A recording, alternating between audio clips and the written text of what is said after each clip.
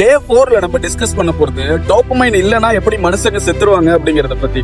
இத பத்தி 1954ல ஒரு நியூராலஜிஸ்ட் ஒரு ரிசர்ச் பண்ணாரு. அந்த ரிசர்ச் என்னன்னா, ஒரு எலியை எடுத்து அதோட பிரெயின்ல வந்து எலக்ட்ரோட செட் பண்ணிட்டாரு. எலக்ட்ரோட செட் பண்ணதுனால என்ன ஆச்சுன்னா, அதுக்கு டோபமைன் வந்து செக்ரெட் ஆகிறது சுத்தமா நின்றுடுச்சு. டோபமைன் செக்ரெட் ஆகாதனால அது தண்ணியும் குடிக்கல, சாப்பிடவும் இல்லை, எதுவுமே பண்ணாம அப்புறம் செத்துருச்சு.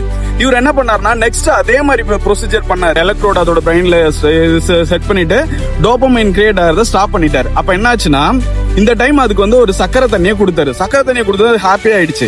பட் என்னன்னா, மறுபடியும் அந்த சக்கரை தண்ணி அதுக்கு வேணுங்கிறது அது நினைக்கவே இல்லை.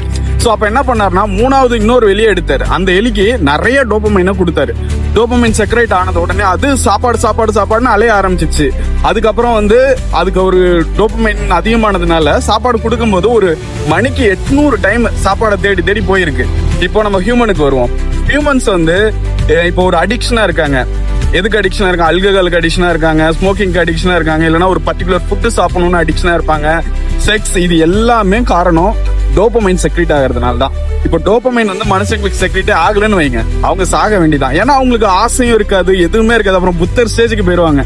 புத்தர் ஸ்டேஜுக்கு போனா அவங்க ஹியூமன் கிடையாது, அவங்க அதோட சாக வேண்டியதான்.